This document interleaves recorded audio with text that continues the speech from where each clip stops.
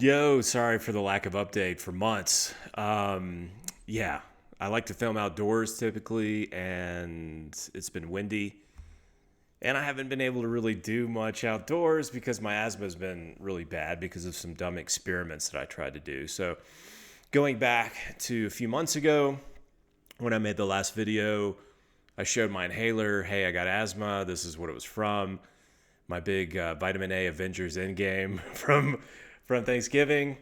And I did that because, when you restrict vitamin A and take it really, really low to kind of, and that in the back of my mind, it's like, I can't wait to see what this does. Maybe I'll lose some more weight. Maybe some unexpected health improvements will come. Maybe like the hair on my ankles will grow back or something. I don't know. But I'm optimistic that something will happen if I keep my vitamin A levels really low for an extended period of time. And when that's kind of your an incentive, it's really easy to stick to. But when that makes your eyesight go, and yeah, it's kind of hard to find the motivation and willpower to stick to such a very strict way of eating. So anyway, I fooled around a little bit trying to see if I could figure out how to eat vitamin A and get away with it. And so, first of all, when my lungs get clogged up from a vitamin A binge, um, it becomes a serious situation, right? Because if it gets bad enough to where I have to use my inhaler, then the inhaler becomes self-perpetuating, right? The more you use the inhaler, the more you need the inhaler. The more you need the inhaler, the more you take it. The thing can just kind of like spiral out of control and put me in a situation where I become inhaler dependent. And so when that happens, then it's like a monumental effort to get off the inhaler. So that usually requires me having to do like some fasting. And I'm not a fan of fasting. I don't buy any of the hype about it. I don't think it's beneficial. I think it's harmful to the metabolism. I don't give a rat's ass what it does for autophagy or any of the things or the lifespan extending, benefits that are kind of like purported from doing any kind of fasting. But yeah, so I fought it tooth and nail, and eventually, after like several weeks of struggling with asthma, I had to just give in and start some fasting. At first, I did it with just like sugary drinks, lemonade, apple juice. I was doing some like energy gel that's just sugar, apple pie filling. So it's kind of like the sugar diet that I was doing basically. And that was helping a little bit. I did it for a few days, and then like my kidney was kind of hurting. I'm like, dude, I'm like killing my kidneys, eating this diet. So I finally had to bite the bullet and do some water fasting, water only, which I just hate. Interestingly, I got better at it and it got more comfortable, and I was even like I felt normal during the day, like doing like a 40-hour fast, skipping all day with no food, plus, 2 nights on each end equals about 40 hours. And so I did those fasts, and I got better at them. Like I did one, then a few days off, did another one. And I was like warm during the fast. I was feeling, not dizzy anymore. I wasn't that hungry. And then I noticed, like I'd break the fast and go out and eat a bunch of stuff with vitamin A. And then it was like, well, this is kind of the antidote to that, fasting.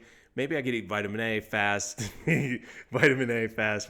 And I did that, and I was feeling pretty good for like the first 2 or 3 rounds. And I was like, oh man, this is really it. I found a way to eat vitamin A and get away with it. And it's not that brutal because I'm starting to get good at this water fasting. And then, yeah, it didn't turn out that way at all. Like, eventually the asthma got really bad. Then I was on the inhaler again, then basically like start the whole process over again. So I'm just now getting to the point where I can, go on a walk without getting wheezy. And even then, I still have to be careful not to get my heart rate up too quickly.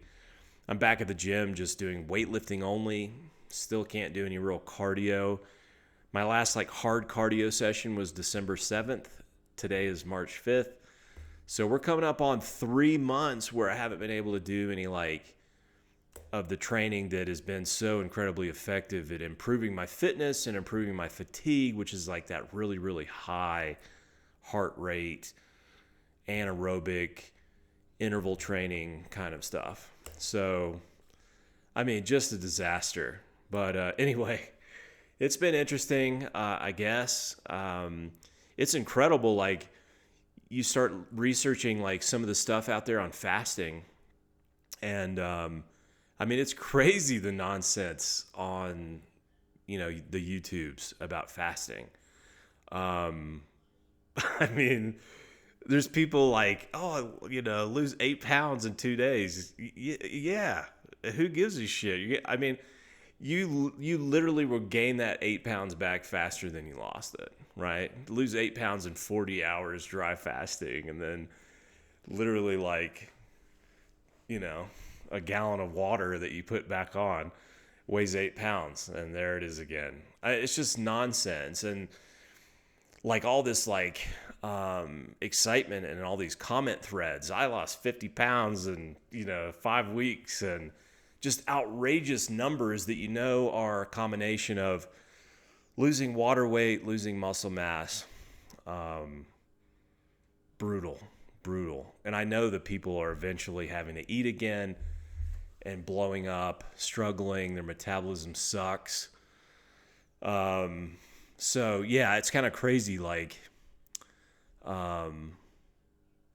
just the excitement that people have, like losing a bunch of weight with fasting on the internet, thinking that that's going to be like a happily ever after. Like, I don't think so, dude.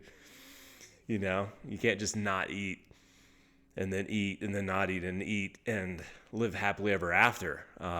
It's a good way if your goal is to get to where you can like gain weight eating 1,200 calories a day and doing like an hour of cardio with it, that'll take you there.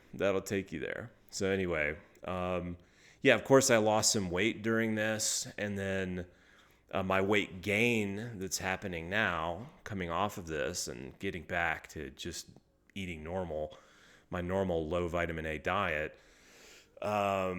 Yeah, the weight gain is pretty funny. So eating exactly the way I was eating before with stable weight, I'm now gaining anywhere from 1 to like 2.5 pounds per week, eating exactly what I was eating before.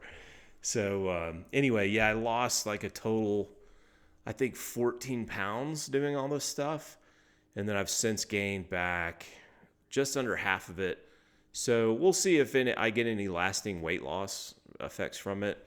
I'm back like lifting weights a lot to try to restore, a lot of that lost muscle mass.